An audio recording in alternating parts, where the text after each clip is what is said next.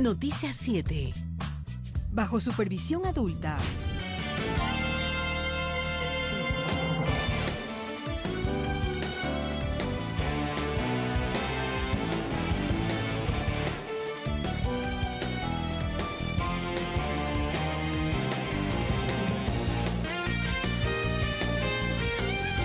Siempre es un gusto saludarlos, bienvenidos al servicio informativo de su televisión pública. Mi nombre es Abraham Verduga. El ejército ecuatoriano está de luto por un accidente ocurrido la mañana de hoy. Arranquemos con los titulares.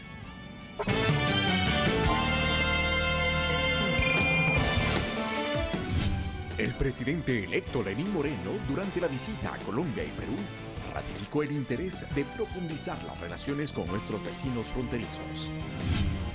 Galo Chiriboga entregará con 2 meses de anticipación el cargo de fiscal general del Estado. El Ministerio de Educación, World Vision y UNICEF presentaron la primera investigación de alcance nacional sobre el acoso y violencia escolar. Y en lo internacional, el expresidente Luis Ignacio Lula da Silva compareció ante el juez Sergio Moro por el caso Lava Jato.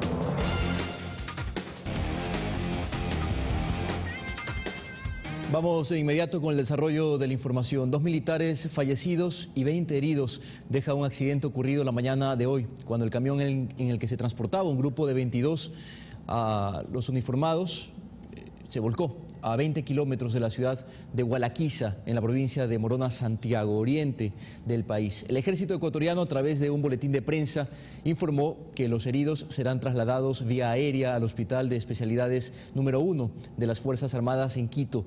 Además explicó que se dispuso la conformación de una junta investigadora de accidentes para determinar las causas de lo ocurrido. El ministro de Defensa, Ricardo Patiño, usando su cuenta personal de Twitter, se solidarizó con las familias de los afectados. Y a continuación les daremos a conocer los nombres de los militares heridos y los 2 fallecidos en este lamentable accidente. Heridos: Castro Portilla, Ever Iván; Íñiguez de Izquierdo, Giovanni Javier; Abad Aponte, José Wilberto; Cóndor Palacios, Jorge Patricio; Morocho Macas, Luis Aníbal; Banguera Lara, Edwin Leonardo; Cedeño Ramos, Diego Alberto; Jimbo Torres, Juan Pablo; Chispón Cusco, Alfredo Fabricio; Quinabanda Chacán, Freddy Edgar; Bejarano Cueva, Arturo René; Moreta Luisa Darwin Fabián; Bonifaz Lema Byron Javier; Estrella Bustamante Israel Isaac; Enrique Esplúas Mario José; Holguín Chuquimarca Dalton José; Pinto Molina Milton Esteven; Quinto Espinosa José Félix. Fallecidos: Mercado Zambrano Elvis Abrán; Juanca Chinquías Gempecat Osvaldo. Vamos con otro tema. La visita a sus futuros homólogos, Juan Manuel Santos de Colombia y Pedro Pablo Kuczynski de Perú, marcaron el inicio de la política exterior del presidente electo Lenín Moreno. En ambas citas se ratificó el interés de profundizar las relaciones con nuestros vecinos fronterizos.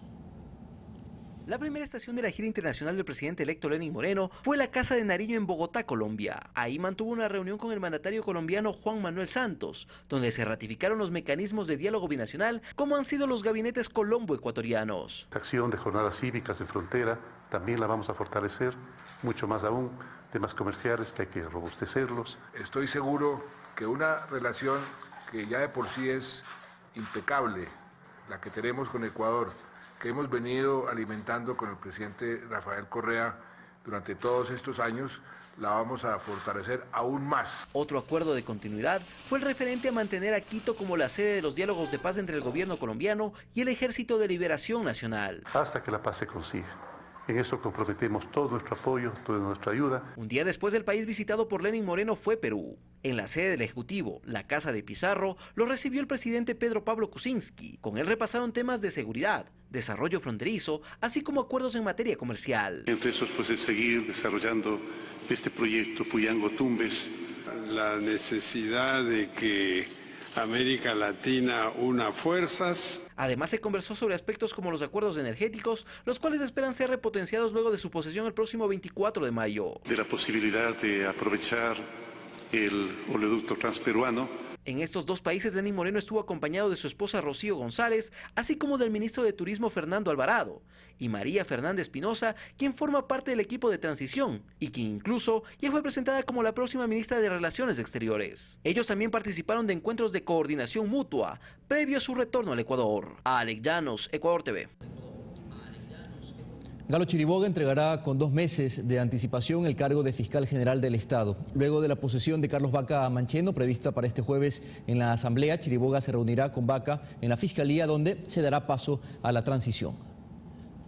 La posesión de Carlos Vaca Mancheno como fiscal general del Estado, la cual coincide con el inicio del nuevo gobierno, motivaron a Galo Chiriboga a adelantar su salida de la Fiscalía. Chiriboga estuvo como titular del organismo desde 2011 y su periodo debía concluir en julio de este año. No obstante, una decisión personal determinó su renuncia, la cual afirma está completamente coordinada con quien lo reemplaza. Hemos conversado desde hace 3 semanas e iniciamos un proceso de transición ordenada y por lo tanto el día jueves que sea él posesionado lo recibiré en la Fiscalía para darle la bienvenida y entregarle el despacho. Es por ello que Chiriboga considera que el organismo quede en buenas manos, motivo por el cual espera que su sucesor continúe con la lucha contra la corrupción, sobre todo en procesos de gran notoriedad como la posible red en Petroecuador, así como las investigaciones de las supuestas coimas de Odebrecht. Es independiente quien lo logre, lo que sí es evidente que si llegamos a un acuerdo, la tarea de llevar adelante esos casos ya le tocará al nuevo fiscal. De esta forma, la administración de Carlos Vaca Mancheno iniciará con 60 días de anticipación. El futuro funcionario asegura tener ya listos varios planes que fortalezcan el trabajo de la institución. Tanto en la gestión de lo administrativo, de lo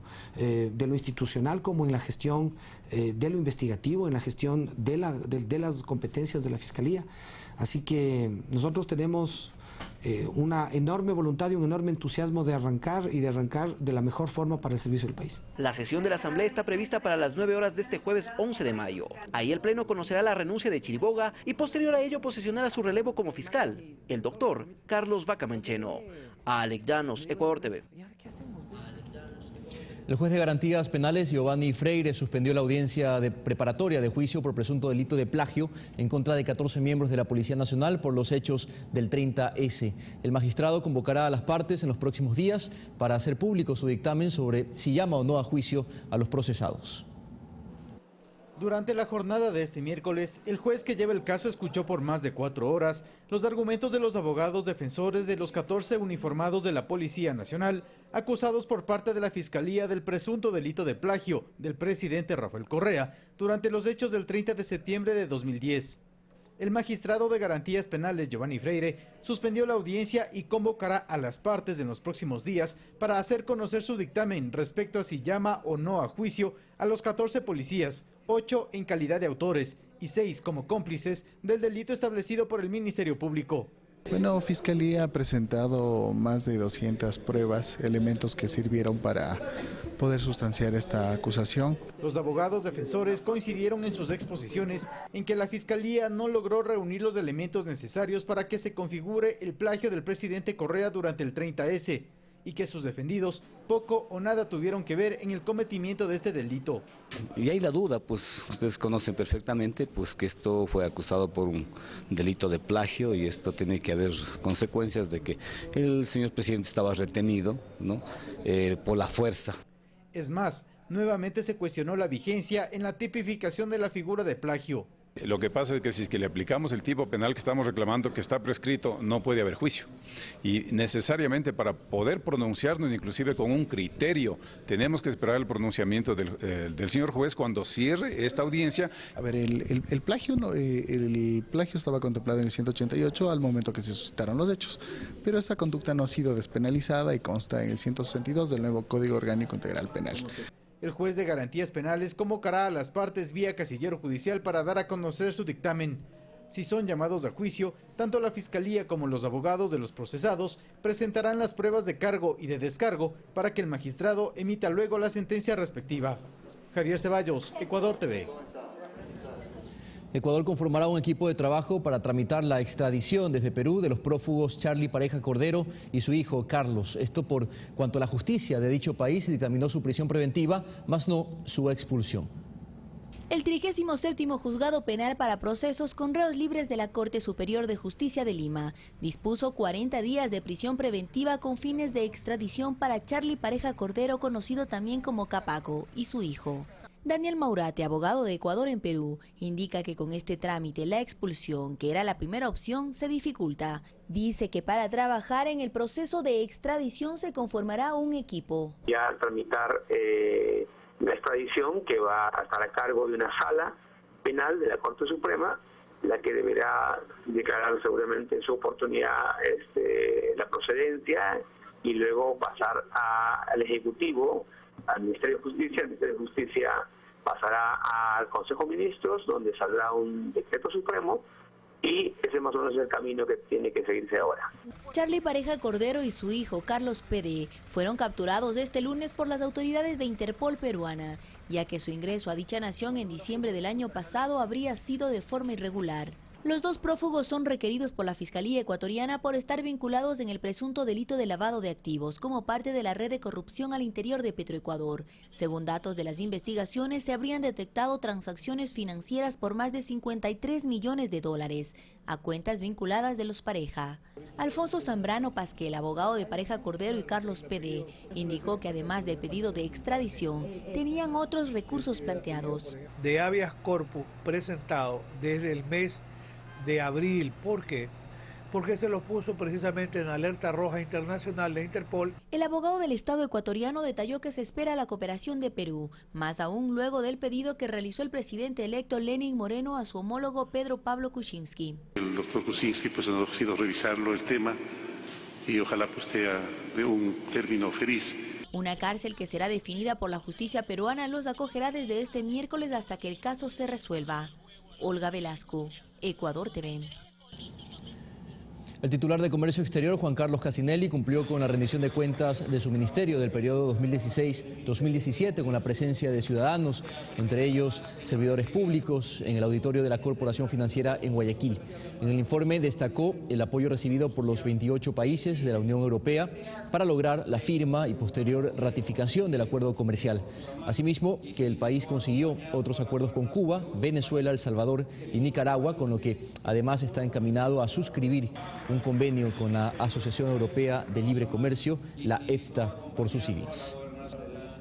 Así que no dudaría en que el primer logro del nuevo gobierno sea en 30, 40 días haber concluido el proceso y que entre en plena vigencia esos acuerdos. Lo segundo, obviamente, preparar una misión a los Estados Unidos para reunirse en Washington con las autoridades del USTR para tratar el tema de preferencias arancelarias, las que hay que renovar y sobre todo 4 que venimos insistiendo desde hace algún tiempo, ¿no?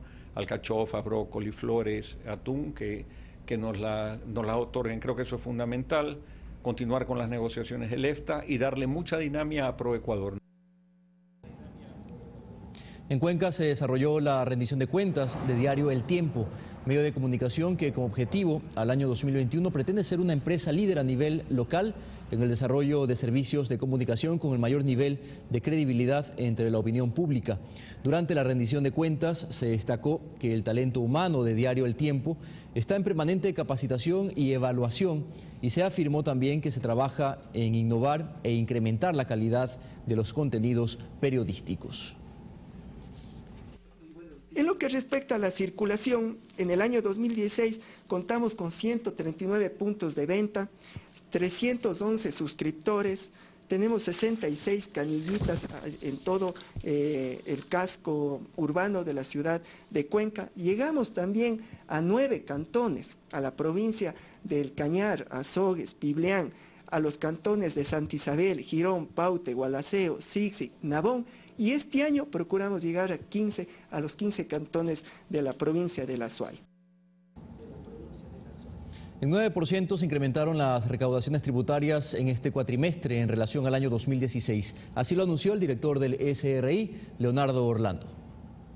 Este 9% supera a los 440 millones de dólares. 4.862 millones de dólares recuperamos en enero-abril, sin considerar las contribuciones solidarias, y 4.441 millones en enero-abril del año 2016. También las ventas de los principales contribuyentes reflejan un comportamiento satisfactorio, favorable para las expectativas y para la dinámica económica y productiva.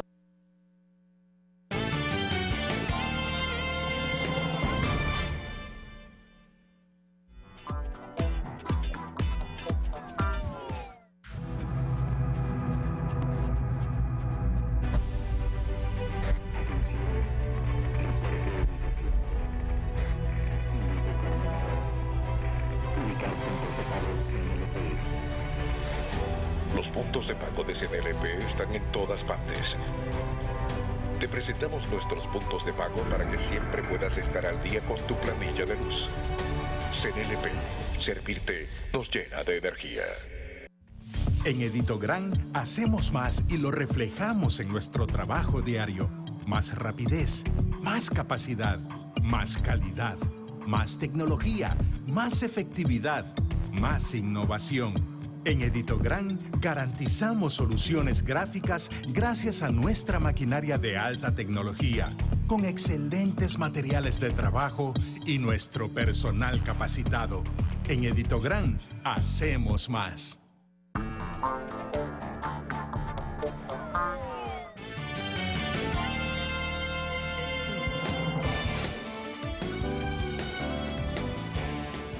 Seguimos informando. El Ministerio de Educación, World Vision y UNICEF presentaron la primera investigación de alcance nacional sobre el acoso y violencia escolar. El estudio busca fortalecer la política pública para prevenir, atender y dar seguimiento a los casos que se presentan en el sistema.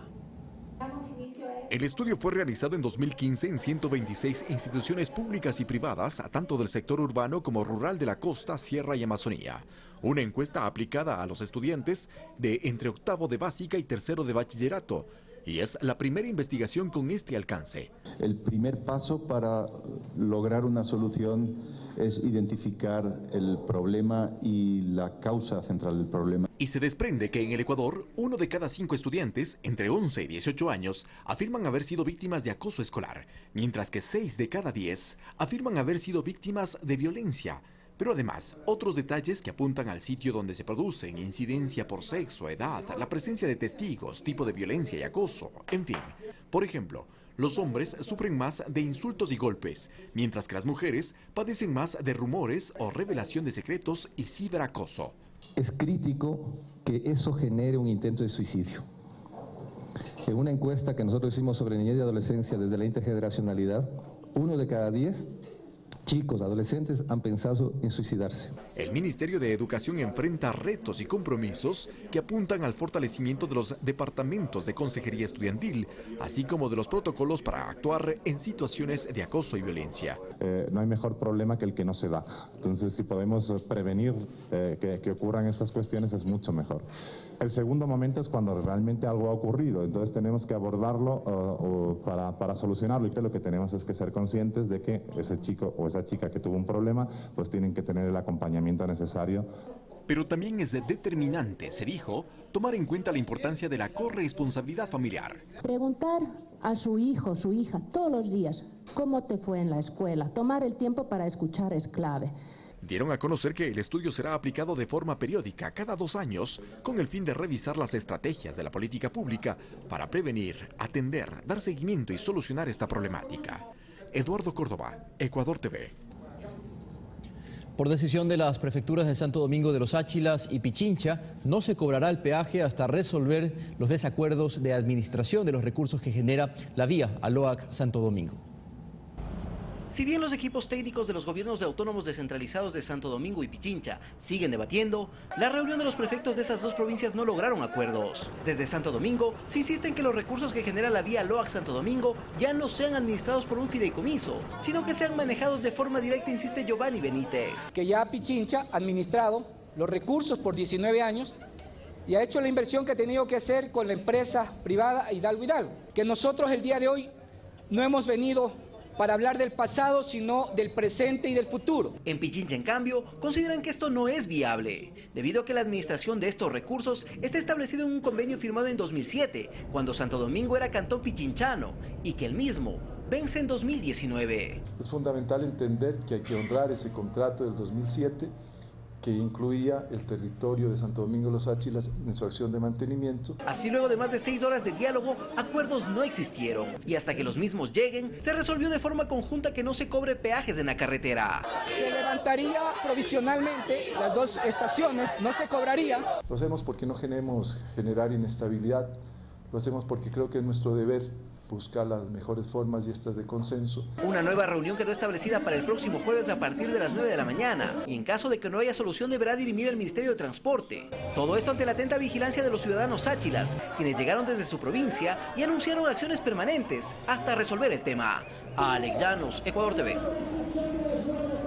Moradores de la comunidad Balsayacu del cantón Tena, en Napo, piden a las autoridades de tránsito reforzar el control en automotores. 4 personas han fallecido víctimas de la impericia de conductores y de la imprudencia en los peatones. Juan Sarmiento con el informe. El exceso de velocidad es la principal causa de accidentes de tránsito en la provincia de Napo.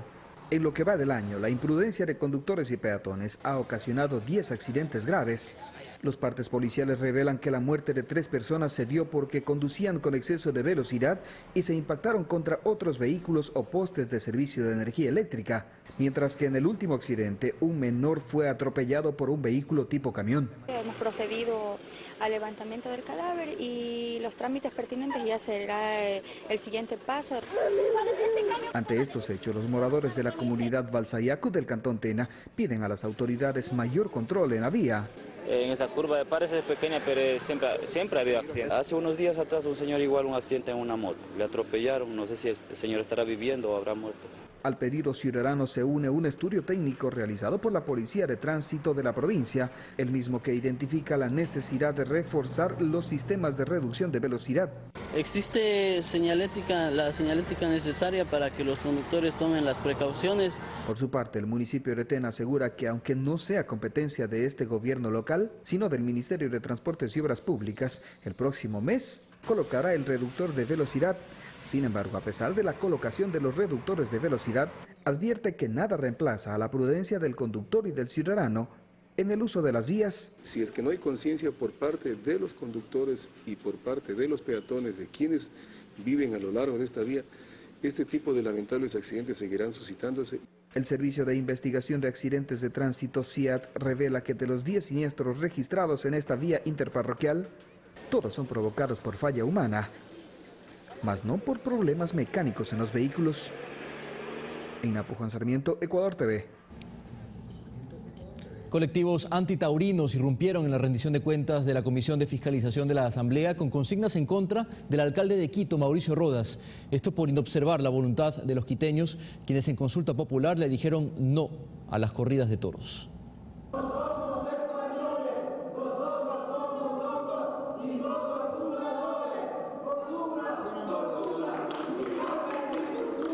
De esta forma se manifestaron los miembros de la Comisión Popular que impulsa la iniciativa antitaurina en Quito.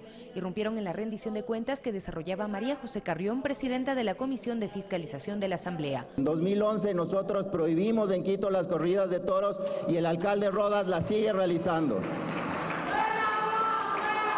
¡Fuera, Rodas, fuera! Entregaron una denuncia para que se dé seguimiento en la Corte Constitucional los recursos interpuestos en contra del alcalde Mauricio Rodas, quien según el colectivo acumula 3 causales de destitución. Porque desde marzo tiene las 3 causales de destitución, incumplió una sentencia de la Sala Penal de Pichincha que le dijo que tenía que discutir la iniciativa antitaurina y no lo ha hecho. Esa es la razón por qué hemos hecho esta irrupción. Según dijo la asambleísta María José Carrión, este no es el único requerimiento en torno a la alcaldía de Quito. 28 personas han acudido con denuncias relacionadas a posibles irregularidades en torno a la contratación del metro. Recordarán el caso de Mauro Terán, asesor de Rodas, pero el asesor más extraño, de esos asesores que no reciben sueldo, pero están allí, de esos asesores que no tienen nómina, pero están allí, de esos asesores que no viven de la nada, pero tienen $6 millones en sus cuentas, que no pueden justificar. Y justo movimientos en sus cuentas alrededor de los días de la negociación del Metro de Quito. Durante la rendición de cuentas a la que acudió el fiscal Galo Chiriboga, la legisladora también destacó las investigaciones que se realizan sobre el caso Odebrecht y reclamó la inacción de los legisladores de la oposición. Parecería casi que las curules se transportaron a los medios de comunicación. Sofía Montoya, Ecuador TV.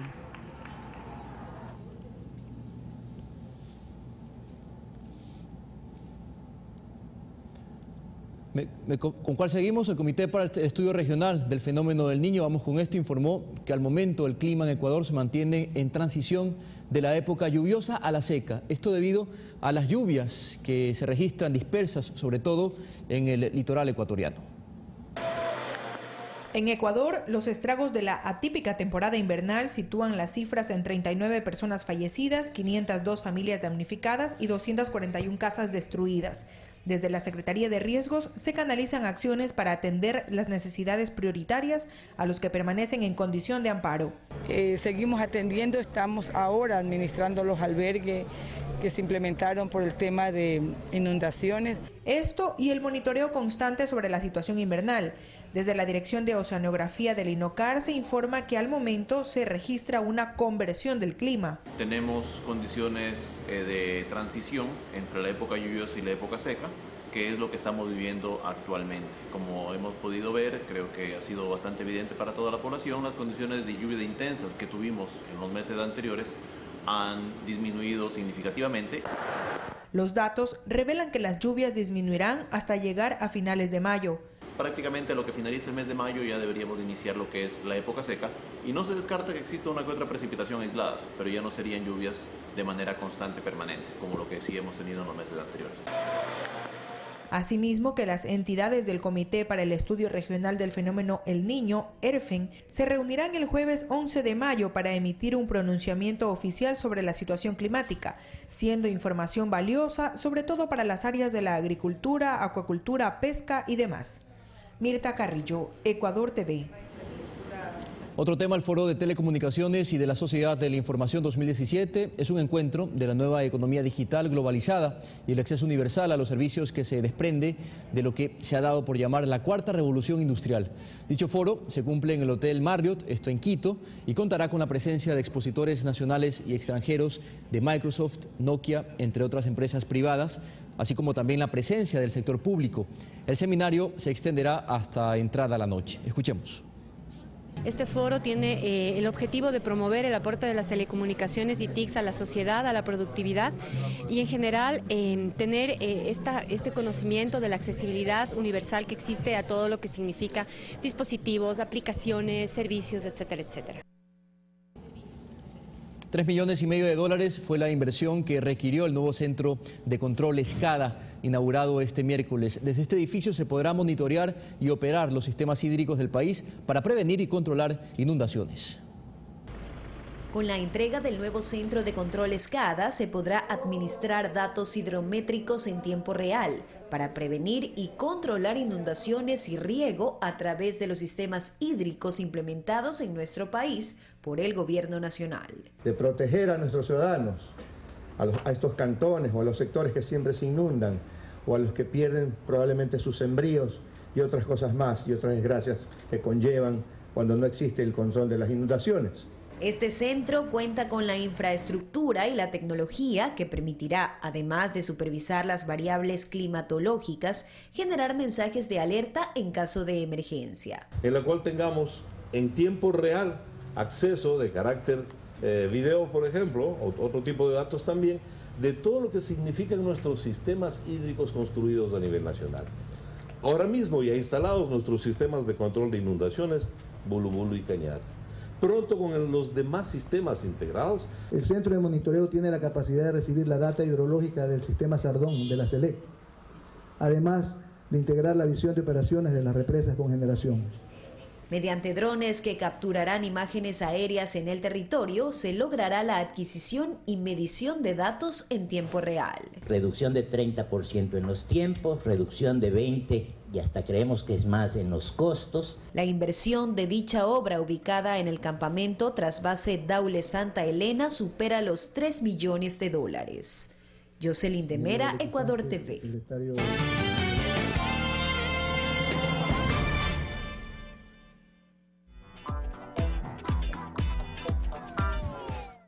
El barrio El Salado en la ciudad de Guayaquil es un sector emblemático por sus anécdotas e historias.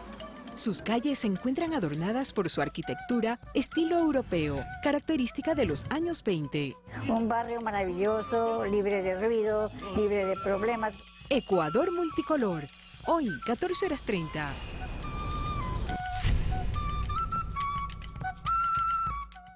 Vivimos en un mundo acostumbrado a las píldoras y a las soluciones médicas rápidas. Invertimos grandes cantidades de dinero en fármacos que podríamos no necesitar. ¿Te imaginas combatir enfermedades con los alimentos que consumimos a diario? Comidas curativas. Estreno, jueves 11 de mayo, a las 20 horas.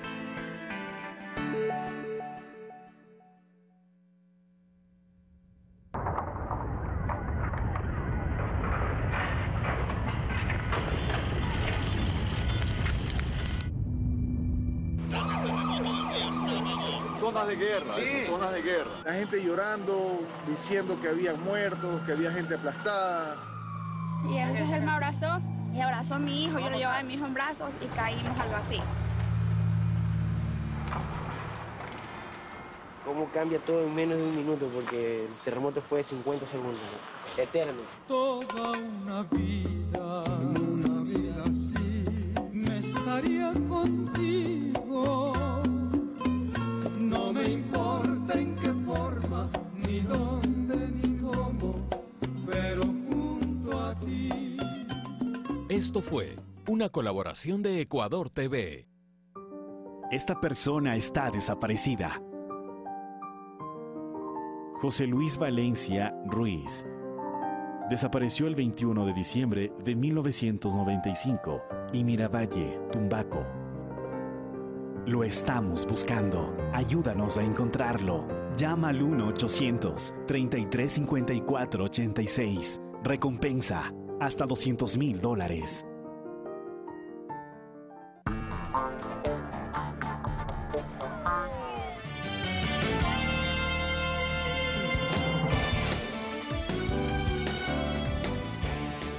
Seguimos informando y nos vamos a la provincia de La Azuay, donde se mantienen los trabajos para recuperar el servicio de agua potable que no ha podido ser devuelto a 17.000 personas que no tienen acceso a ese servicio básico. Vamos a ver.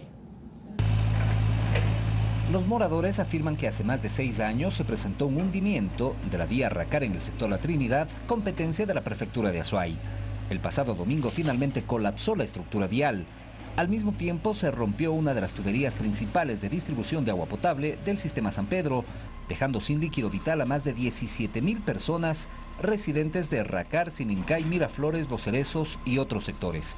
Los tanqueros de la empresa municipal de agua potable Etapa y del cuerpo de bomberos constantemente acuden para el abastecimiento, pero las quejas de los moradores son a diario. Desde las 6 de la mañana porque tenemos un negocio y recién viene apareciendo ahorita y con un tanque de agua, o sea, ¿para qué sirve eso si somos muchas personas aquí? Pues ojalá los tanqueros del agua se entren a las urbanizaciones a dejarnos, porque esto de estar cargando de aquí a allá adentro es difícil. ¿Qué distancia tiene que caminar usted, por ejemplo? Yo tengo que a veces serían 5 cuadras. Porque no había con que lavar ni una taza, ni en el baño, nada, y enterito, no podemos hablar. Desde el domingo trabaja maquinaria del municipio y del gobierno provincial y se logró arreglar parte de la vía. El personal de Etapa interviene para reparar la tubería de distribución. Reposición de la tubería de agua, tenemos todo absolutamente listo. Como le digo, necesitamos la plataforma y enseguida reponemos. Y eso nos tiene que dar haciendo el gobierno provincial. No se sabe con certeza cuándo habrá una solución integral, mientras los tanqueros siguen distribuyendo agua potable. César Tacuri Vintimilla, Ecuador TV. 15.000 francos suizos deberá pagar la Federación Ecuatoriana de Fútbol por los incidentes ocurridos el pasado 28 de marzo durante el encuentro por eliminatorias entre la selección de Colombia y la de nuestro país, cuando el entonces candidato Guillermo Lasso fue agredido por un grupo de hinchas.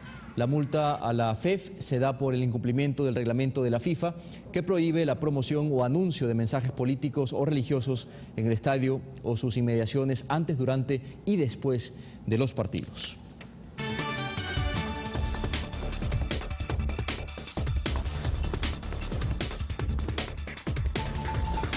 Información fuera de nuestras fronteras. El gobierno de Colombia entregó a Ecuador la presidencia pro tempore de la Comunidad Andina de Naciones, cargo que ejercerá durante un año. El evento se llevó a cabo durante una reunión del Consejo Andino de Ministros de Relaciones Exteriores en la sede del organismo en Lima, Perú.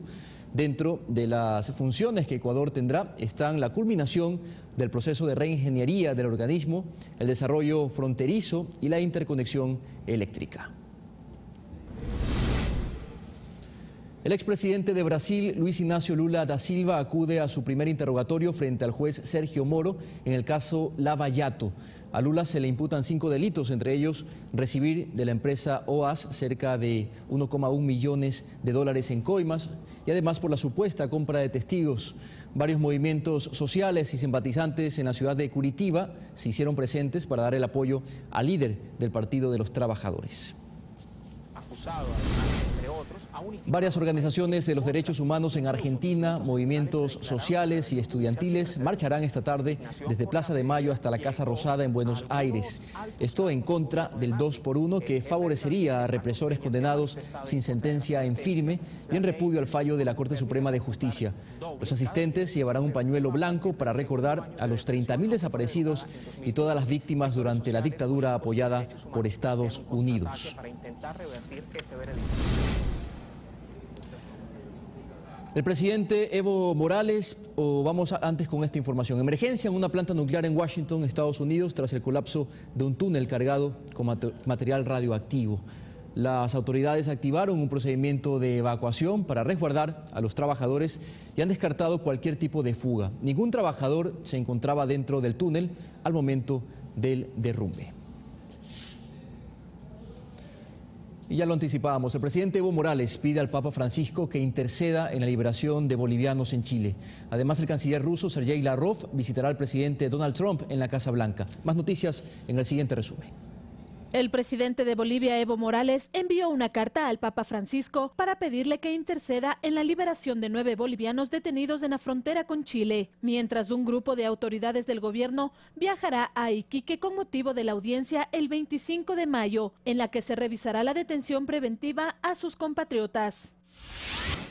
Desde este 10 de mayo comenzó la comercialización de 2 productos con base de cannabis en Chile. Con ello, los pacientes deberán presentar la receta médica en las farmacias autorizadas para la venta de este tipo de medicamentos. El costo variará y dependerá de la enfermedad de cada persona. Previa a la reunión con el presidente de los Estados Unidos, Donald Trump, en la Casa Blanca, el canciller de Rusia, Sergei Lavrov, se reunió con el secretario de Estado de ese país, Rex Tillerson. El tema principal a tratar con Trump será la situación en Siria y la necesidad de detener la violencia en el este de Ucrania. En Italia, la policía realizó unas redadas nocturnas en el sur del país. En esta se detuvo a una red de personas quienes están vinculadas a varios somalíes detenidos en las sureñas ciudades de Bari, Catania y Salermo. A ellos se les acusa de delitos de asociación delictiva para la permanencia ilegal de inmigrantes clandestinos y el uso de documentación falsa. Fernanda de la Bastida, Ecuador TV. Y bien, con las noticias del mundo despedimos este servicio informativo. Manténgase en pantalla de Ecuador TV. Será hasta un próximo encuentro.